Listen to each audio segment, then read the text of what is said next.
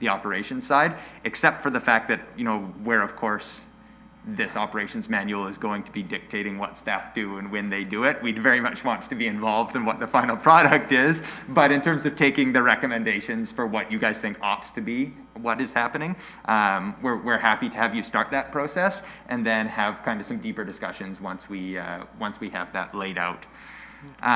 Just a question there to Mr. Gordon, because I believe that you have a manual in the works. Is that right? Yeah, quite a bit of it. I got lots of samples Just and transport. how do I get him on mic?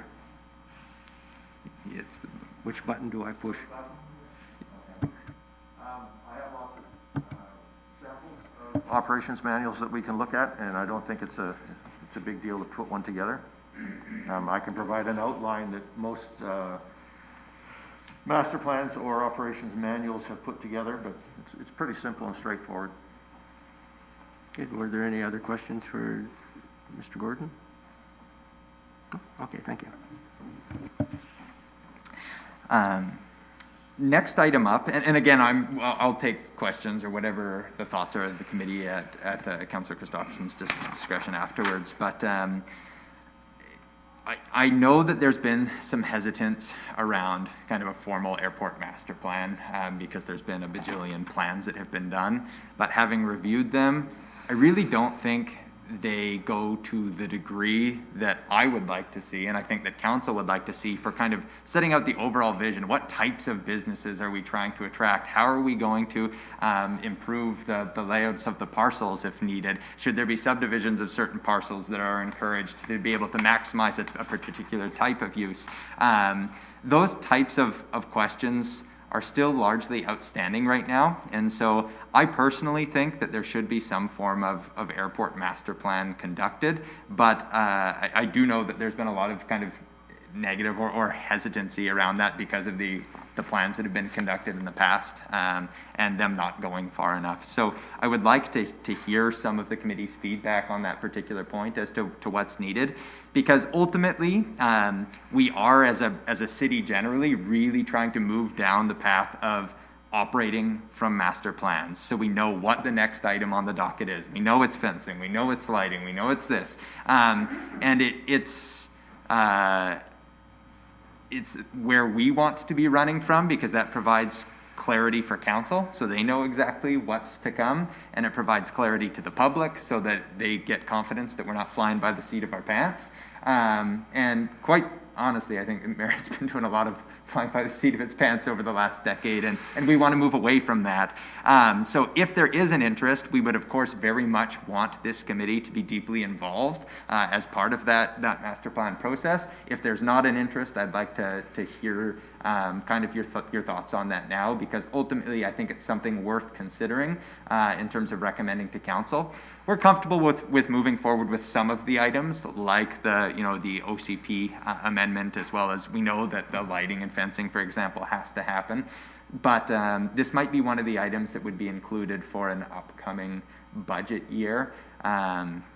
Or if there was an opportunity with a grant that came up, I would like to at least have the discussion if there looked like there was some funding that would allow for the creation of a master plan, so we had the ability to jump on it quickly.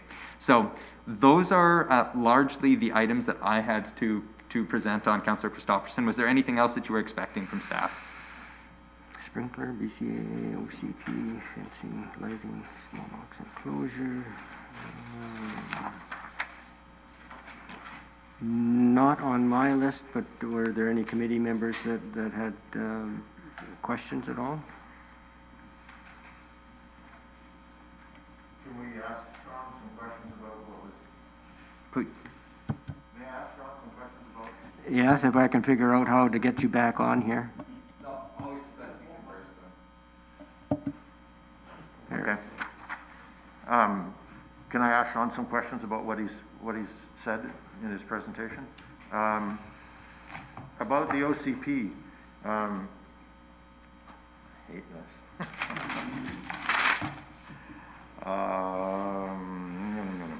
Sometime in March, we were told a year ago that it would have been done by July.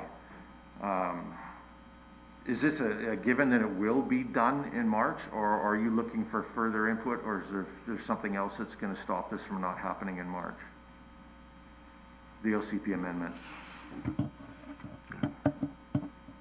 No, thanks for the question. I don't have a whole lot of desire to go back as to why it wasn't done historically, other than the fact that we did talk about we were going to go do that historical research, and that has been done now.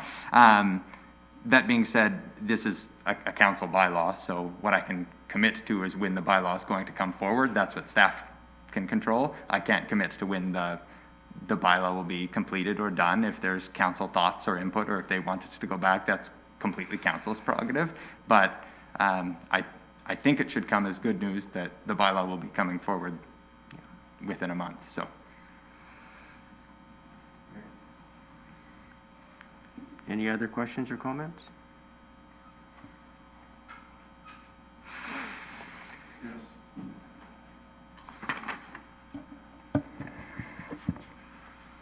We keep talking about grant funding for these projects.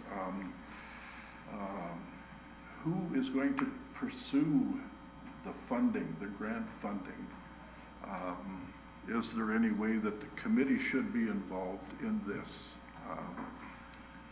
I'm sure that there are organizations out there who can assist us in applying for grant funding, BC General Aviation Association or whatever. There's a number of organizations. So that's what I'm wondering is, we talk about it, but, how do we move on with this? It's a great question.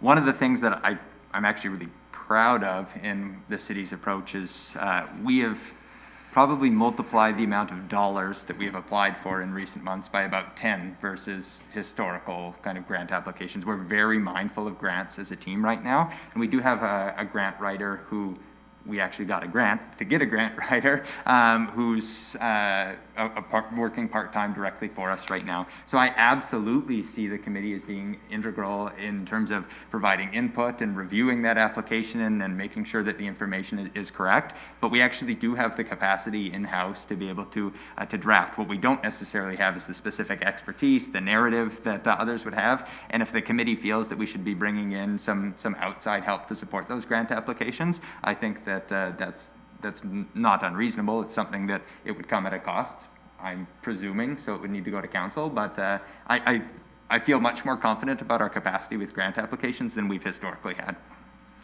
And just to comment on that, and then I'll get to you, Jeff, is that we need to have an idea of what to apply for before you go on to the next step. But I would assume that if committee members do have access to information about funds, that it would be good to bring it to committee attention and then forward it through to admin and so on. Jeffrey? Just a clarification. So it's going to go, the fencing and the lighting is going to be part of the budget. I'm guessing that is for the developing of a plan, not for the actual building of the fencing and lighting, correct? That's correct, yeah. And so the plan is get the money to build the plan, to get the grants to build the fence and the lighting. Yeah, well, you quite frankly, in order to get grants, you need a plan. Right. And we don't have a plan right now. And so council is approving the money for the plan without a grant because we know that needs to happen as timely as possible. Council's in the middle of the budget process right now, and so I don't think that I don't want to overstate the delay. We have to approve a budget bylaw by May 15th, and council gives pretty clear indication as to where they're going by about March and early April. So there is I don't want to say council's going to skewer me for this. Once we know that they are comfortable with certain projects, we do sometimes jump the gun a little bit on the formal adoption of the bylaw. Okay. Don't tell anybody that. Just because this is a public meeting doesn't mean anything. Yeah, it's exactly right. I'm comfortable saying it in the open. It's practice that happens across local government as a whole, but it's more the ones that there is some debate about, those items that are kind of slam dunk, we'll get a little bit of a jump on once council very clearly states that. One other comment, the OCP, I'm glad to hear that that research was done. Also, I think a big thing, that sprinkling bylaw, I think that's huge for at least hangars, and we'll talk about hangars, I'm guessing, later on today. So, thank you. Yeah, and that is one item I should add as well, if you're comfortable with that, Councillor Christopherson, is on the hangar front. I know that that's been a huge topic of conversation for this particular committee, and in conversations I've had with some committee members, there was a desire to explore the triangular parcel that isn't actually a parcel, that's just a chunk of land that forms part of the airport. And so we are kind of doing some due diligence around how we could possibly look at a hangar option there. That's something that Will is looking into in detail right now. And a lot of what we're ultimately going to need to determine is what the model is going to be, how much of this is going to be city funded and constructed, what would be recommended to council on that front, what would we be looking at for returns, versus kind of trying to take a more private approach. For that particular area, because it isn't its own parcel, we don't really have a convenient mechanism for lease or sale or anything like that. So that area in particular, close to where the gas is, would probably need to be a city constructed hangar if it were to come. What we ultimately wanted to understand is a little bit more about kind of course, capital costs and what your margins might be before that recommendation would go forward to council. The other thing that we're looking at on the committee side is of course, we want the whole airport to be activated, but as you guys are aware, the city has a number of parcels in and around the airport area. On the south side, we've got the hangar that is currently leased to TRK. You've got the 5 parcels that are leased to the wildfire base, and then you've still got, parcels 1 and 2 are still open right now? 1, 2, and 3, thank you. And then on the north or west side of the parcel, we've got kind of the 2 fairly large city parcels there as well. And so that's one of the questions that ultimately we have, and kind of why I'd like to see a master plan, is because we're starting to garner a fair bit of interest in those parcels for use. Some of the people inquiring might be around an airport use, but we're actually getting more inquiries for things that aren't airport related. And so what we ultimately are going to need to make some decisions on before anything happens in the long run is everything on that north side intended to be for an airport use? Is that how it's envisioned? Is that the best way of moving this forward? Or would kind of compatible non-airport, light industrial type uses be serviceable in that area? Sean, just for clarification, north or west? Well, this is the problem because it runs at a diagonal. So this side. Okay, so the west side. The west, yeah, the west, the northwest side. I call that northwest. That's okay. the ticket. So we have the 2 furthest parcels kind of around the U of the turn on the inside on the upper west. I can actually. Okay, so that's on the southwest side. Yeah. Yeah. Okay. Where the windsock is, and then just going into. Okay, it's the southwest side, so not the north. It's the north. No, trust me, it's not the north. I'm just gonna pull it up so you guys can laugh at my horrible.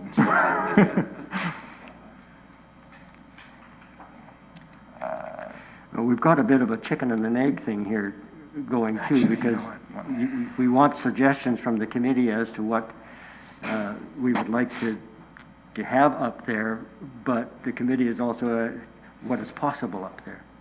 And I think it's going to take a lot of discussion to figure that out.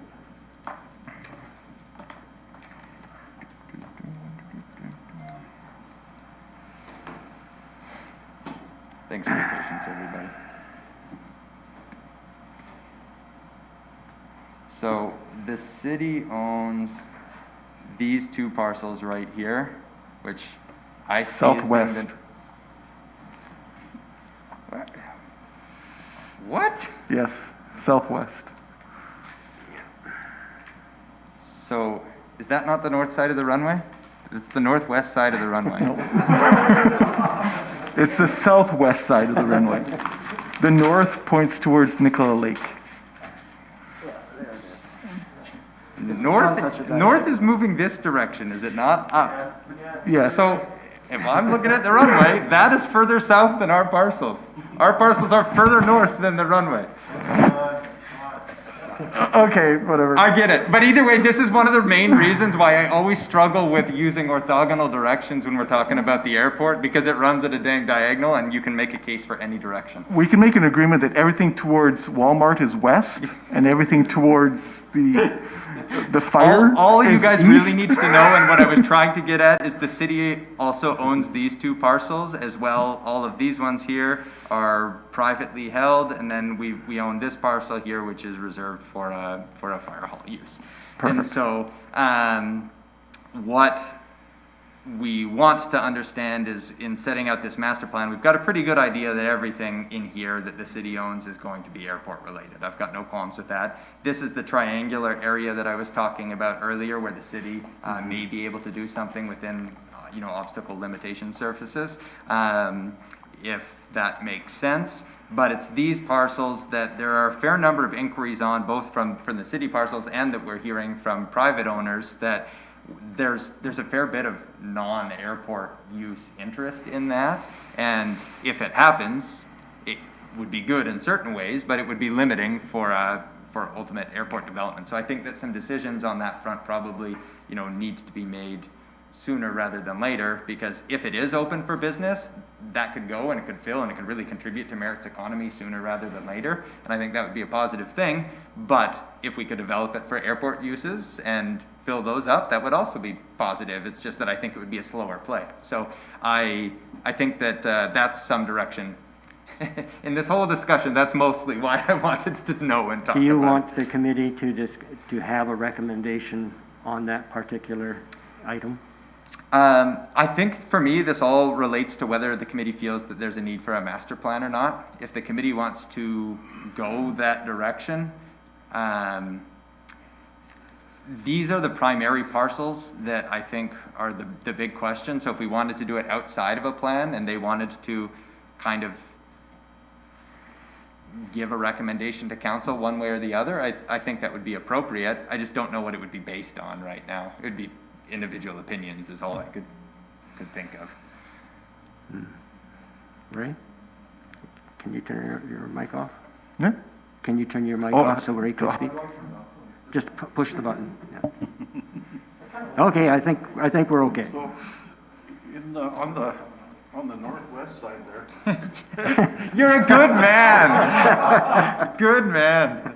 at the top end, it's the Sundial property, which I understand This is one here? in the process of being sold. And I know that there's interest in what they had proposed as their parking lot, which borders the runway. There's someone who is looking at that property with the potential of developing an aviation-related business, and actually spending quite a bit of money there. I have tried to encourage this individual to share his vision with the city. He hasn't done that up to this point, but he is the person who brought George Miller, as you recall, 20 months ago, to do some presentations on our airport here. And he's waiting to see what the city is doing or how the city is proceeding with developing our airport. Yeah. So there is interest in that property. So is it okay if I make a couple comments on that? So you guys will note right now that this is what's called a hooked parcel. So this whole green area is actually one parcel as it stands right now. I think that there's a very good case for subdivision in this particular instance. And so if that's something, but that isn't something that the city can initiate. So that's ultimately going to be, would we be supportive of subdivision generally? I think at a staff level, it's an unequivocal yes, because subdivision does rest with staff. The question is when you turn on the zoning map here, we've got 3 different zones that are all along this strip.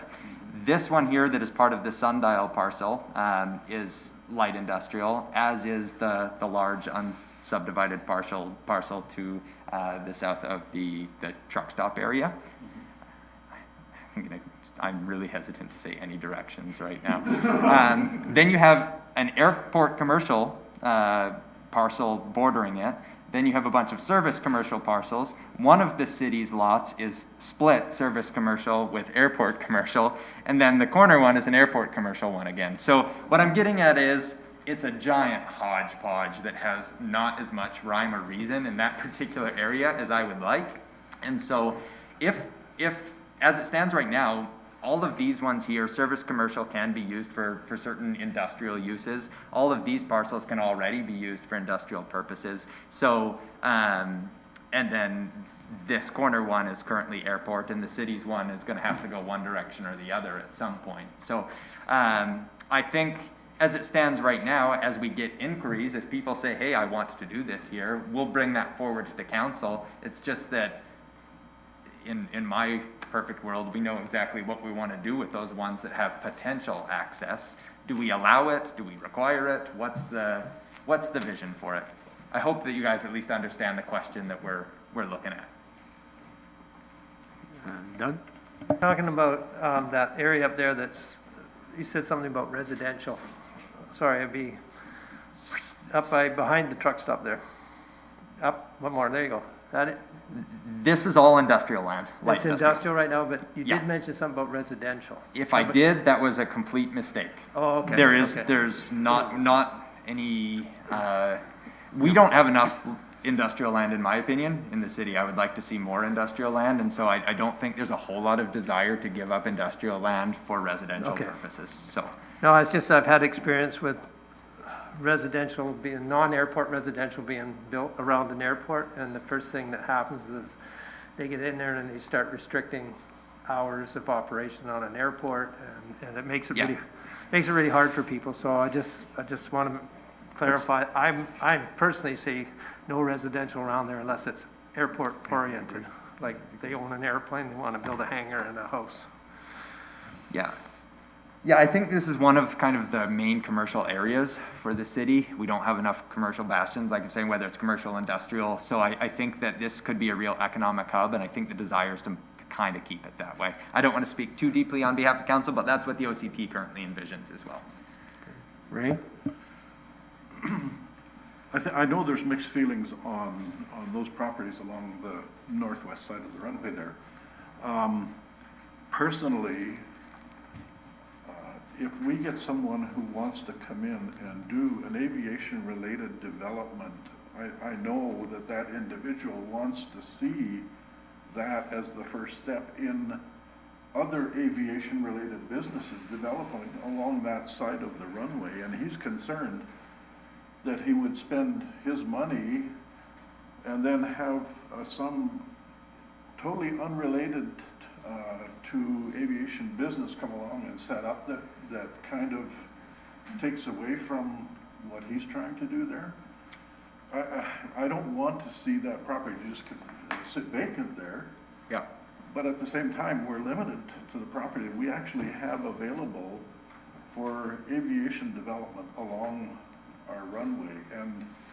And from where I'm coming from, that's my vision, is to see those properties developed for aviation. And I would really love to see us be able to put together a presentation, a plan that we can take to people who might be interested in our airport, that explains why it would be in their interest to spend their money in Merritt, putting their business on our airport, instead of doing it in Kamloops or the Lower Mainland.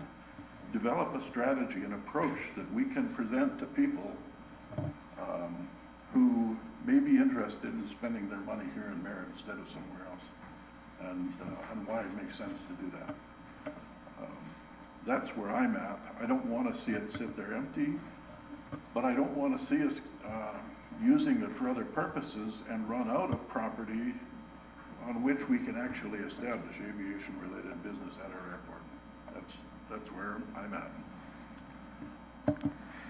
So basically, I think what the question in there is what's the process that we need to go through?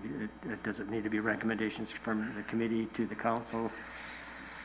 Or The OCP is the leading document, and this is one that definitely would wait as part of the overall OCP amendment that's happening, is there's an airport sector or an airport neighborhood that I think that the ultimate intended use for those parcels should be thoroughly discussed and debated as part of that process.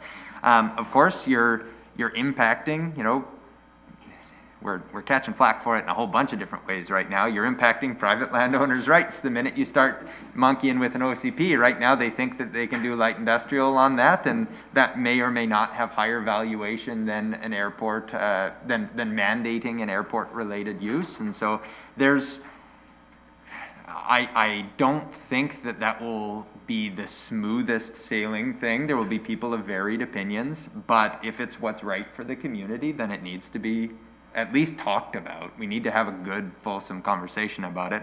I am with you that, kind of from a staff perspective, we don't want to see these parcels vacant, and I think that a lot of this, we actually didn't talk too much about the obstacle limitation surface, but, of course, we had the presentation last year where kind of firming up the obstacle limitation surface at the existing, or the potential instrument non-precision classification. And what we want to do is try to make this easier for people who are inquiring and looking at parcels, so that they have not the perfect engineered idea, but a pretty good rough idea that up to this point, maybe the midpoint of the parcel, your maximum height is going to be, X. You step back to this line on the parcel, your maximum height would be that. Because I think that part of the reason we aren't seeing development of any kind there is people look at it and say, geez, I don't really know what I can and can't do with this parcel right now. And so I think that a big portion of activating these is to kind of demystify the OLS in that regard. But I just think that one would strike faster and potentially bring some economic benefit, but you never want to jump on the first thing that's available, because there might be a better way of doing it. So I think that there should be a conversation that needs to happen there. right? Jeff did some work on this, and it's my understanding from what you presented to us that the obstacle limitation surface is not a huge issue with the designation of our airport. And as I understand it, when you go 40 meters from the center line of the runway, that puts us at the existing fence on that side. And from there, you can go up at an angle of 45 degrees, as I recall. Is that correct, Jeff? Yes, it is. Oh. Yes, it is. So that the obstacle limitation thing is really, You're sure it's not 20-something degrees? Well, Let's double check and have a conversation let's- about it. I think But the best thing that we can do right here is we'll strike a work committee on the whole issue of plan setbacks. I can't remember all these figures off the top of my head and what the setbacks are. Yeah, I have them all written down. I think this is something not for this type of meeting, but something I we couldn't should agree bring more. into a work committee meeting. if that is something that the committee would be willing to take on, because I think that if you were to look at it, figure out exactly what, I shouldn't say exactly, we're not talking about hiring surveyors here at this point at least, we're just talking about use the mapping that we've got, and we can provide you access with this muni site so you can kind of look at it, and it has measuring tools, we can show you exactly how to do it. You step this back from the center line to here, like you say, that looks like it's about 46 meters or whatever it is. From there, you're gonna go up, you draw a line from, let's say, oh goodness, that didn't work. But use some of the mapping that we've got to be able to say, all right, we think that at this portion of the parcel, you are going to be able to build up to such and such a height. If that's something that the committee would be willing to do some work on, I think that would be really helpful. And actually, it's something the staff would need to do anyways, but I think this committee would be every bit as good or better at doing that. So that would be very valuable work, in my opinion. I can do a straw vote if the committee is willing to do that at the next meeting. Ian, you've got something?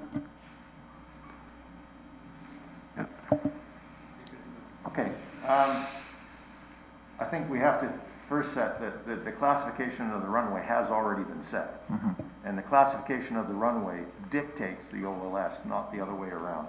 Correct. Okay, now, the city has lots of mapping of the runway with the coding, which states what the lines are and what the building height limits are. So it is, you're quite right, it's X number of meters from the center of the runway, and this map shows that, here's the line that says the building height can only be 9 meters. But I mean, it's, yeah, we can draw lines and we can go through that. Yeah. But the OLS is dictated by the code of the runway, and it's just a matter of going out and measuring it. That's right. And I'm sure Valley will have all the mapping because they've gone through all of this for their engineered drawings for their buildings. Yeah, I mean, there are maps available that the city has that shows where the lines are. For sure. And I think that it was actually this committee that it was I'm not gonna, AGN2 non-instrument, non-precision is where I think, I could be getting this all wrong, but it was non-instrument, non-precision, and I think that there was a desire, or at least a conversation at the committee, and I've definitely heard it from council, not to completely bind ourselves to what is currently the case, that there would at least want to make preservation for the AGN2 instrument non-precision to allow for one further additional classification, which has a different OLS than what is in the previous maps, which is my understanding, but what I am getting at is this committee, I fully believe is prepared and competent enough to be able to work through that and be able to present it out in a really coherent way so that council will understand it. Because that question is something that comes up every time anybody looks at any of those parcels. Well, what can I do? And you say, well, you know, get an engineer to tell you, meet the classifications, and that's a pretty big turnoff right off the hop. So I think that would be a great work project. And is the committee willing to take on this? I think the best plan is just to gather the information that's already there, look at the OCP, come up with some master plan, broad strokes, what we think of parcels, subdivisions, maybe even timelines and some goals, types of businesses. I think we put a document together as a committee, kind of a broad, not a real detailed master plan, but something to throw out to council to say, this is what we're thinking, and Yeah. get their input. Get some interim trajectory at least. So the committee would do that, present it to council, and then it would, Sounds like the exact reason this committee was put together to me. okay. Any further? Okay. Oh. I think the committee is taking on quite a bit of work here. Did we want to go on into 3.3 then? Are we finished with, well, we haven't really done fuel price policy either, but the committee is prepared to do that.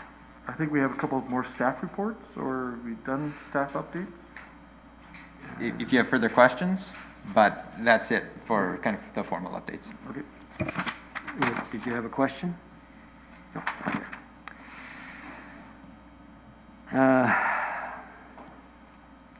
Okay, so if we're finished with the staff updates, we kind of covered some of the territory coming up. Council resolution has already directed the committee to develop a fuel pricing policy, and we're prepared to do that. That's kind of a question. Sean had a question of who is doing the fuel pricing. Ian, what is your thoughts on fuel pricing and who should do it? And how should it be done?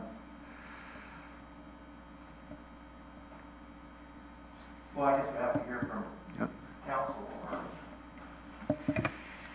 in terms of what the council would like to see done, whether they're happy with the way it's running now. I don't think the committee's happy with it, but I think we need direction from council in terms of what's possible for operating out there in terms of dealing with setting fuel pricing. Well, I think council has already authorized Yeah, the yeah, committee to I be think able that to that's do it. exactly right. Ultimately, any policy would need to be approved by council, and so this is kind of the homework and committee's recommendations for what would happen with fuel pricing, and you're absolutely right, that council would have the last say with that, but I think this is the opportunity for the committee to make recommendations, and even if you don't draft the formal policy, but you kind of, again, broad strokes on what the committee is looking for, we can Recommendations. put together the formal policy, make sure it meets template and, all of those things. I'm not concerned about that, but it's about getting the intent and, meeting best practices, being competitive with other airports. I think that that's ultimately what the committee is made signal that they would like to do. Now, just to clarify with that, if the committee comes up with recommendations, do they make that presentation to council, or do they forward their recommendations to admin? Likely I'm they just would, trying to get a kind of a timeline in my mind with how you can accomplish the task in a more time-worthy way than, it could happen either way. Okay. If this is basically a done committee, but a done policy, but it just needs to be put into a template, then likely staff would take all of your recommendations, put it into a template, and have something ready for acceptance by council, and do that's it a in one fell possibility swoop. too. But if you feel like that there's, some need for some back and forth with council, ask for questions in the process of developing that, then I would say the committee would go right to council. So I think that we just need to figure out which direction we're gonna go before we decide what the process is gonna be. Hopefully that makes sense, Councillor Christopherson. Okay, thank you. It's nice to know that we can prepare something and present it to admin. Yeah, less work is, cutting down steps, I think, is good for everybody. Yes, and was there anything else under the fuel pricing that anybody wanted to ask about? Okay, on to the rental of the T-hangars plan. Again, the council has directed the committee, if they're willing, to develop a plan for the rental of the T-hangars. Any comments? Are we prepared to examine that as well as a committee?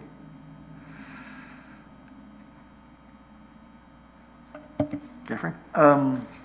I think we're prepared to talk about it. One of the things that we as a committee, I would ask that Will George be involved more directly, maybe in a work meeting about hangars, so that we can actually get staff's ideas and thoughts and policies that we could fit into that better. So if we strike a work committee on the hangars, that Will George would be involved more directly. I personally think it's a great suggestion. Do you have any concerns?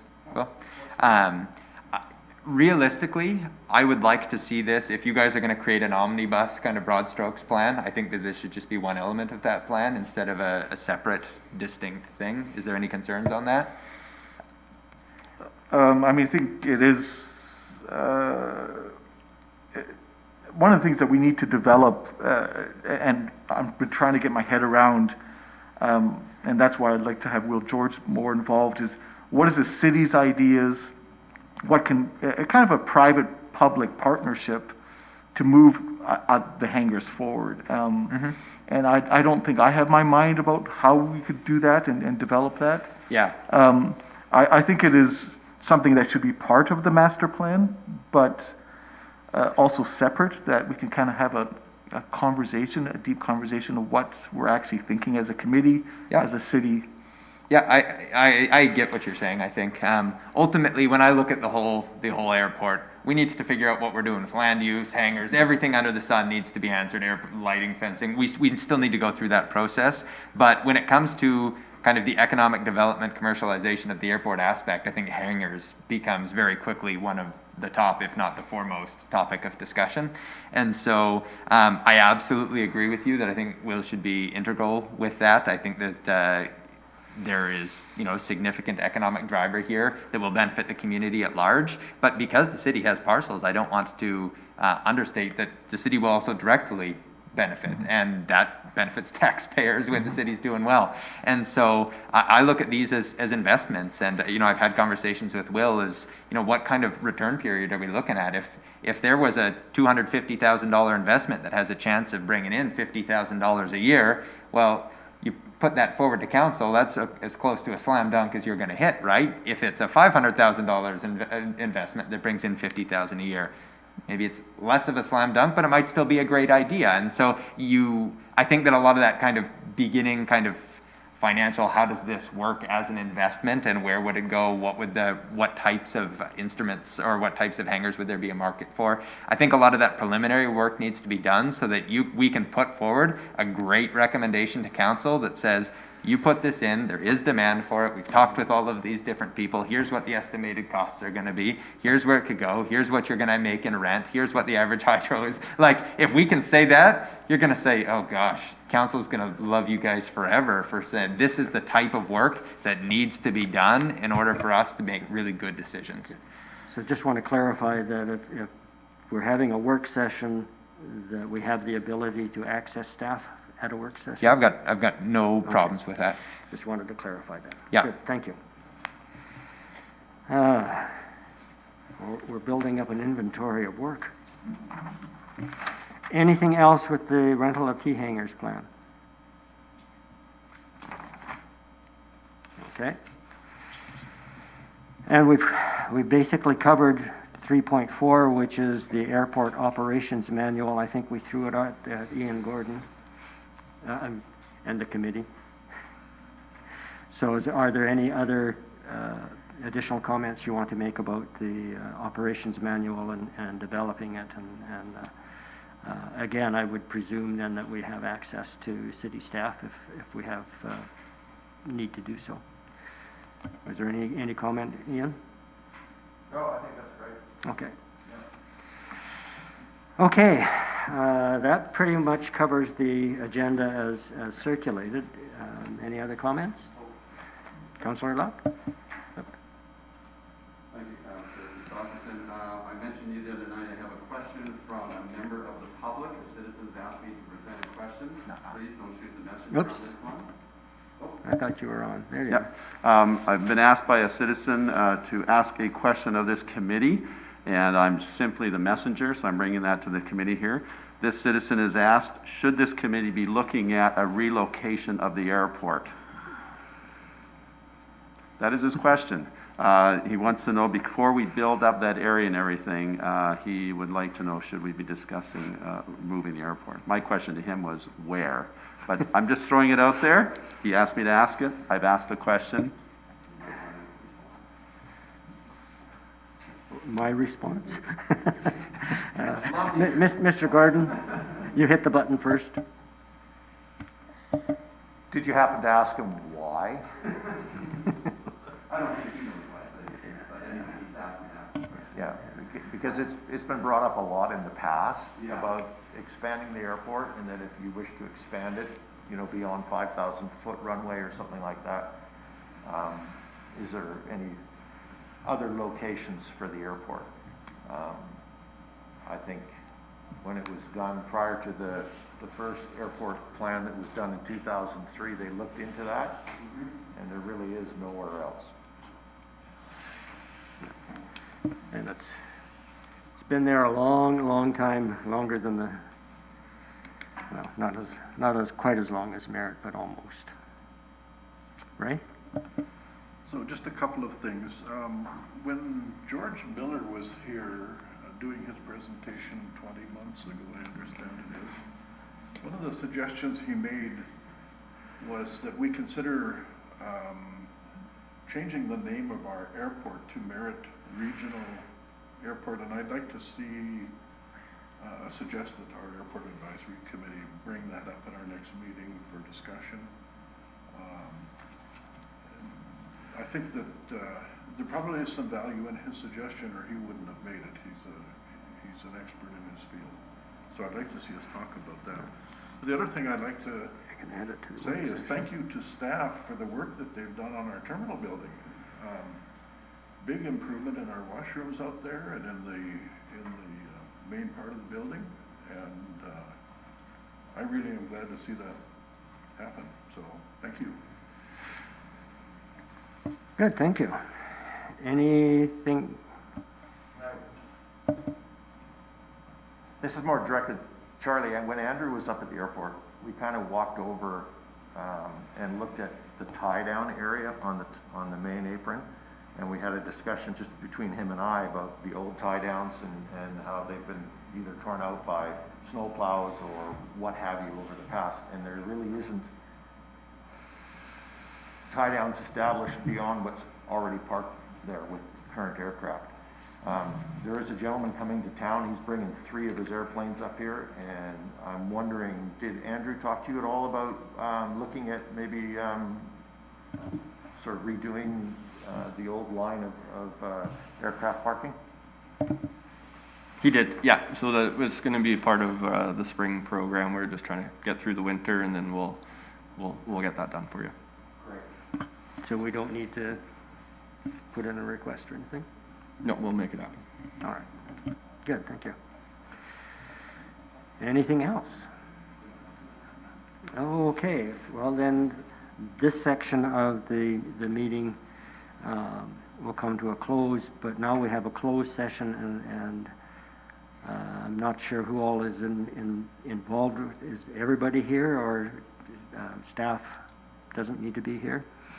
It's not overly sensitive, but we would generally trim the numbers. Okay, so the recommendation that the meeting be closed to the public under section 90, subsection 1A, personal information about an identifiable individual who holds or is being considered for a position as an officer, employee, or agent of the municipality, or another position appointed by the municipality. And do I need a mover? Someone would like to move that? To move to a closed meeting. Going into closed meeting. So Doug moved and Jeff seconded. All in favor?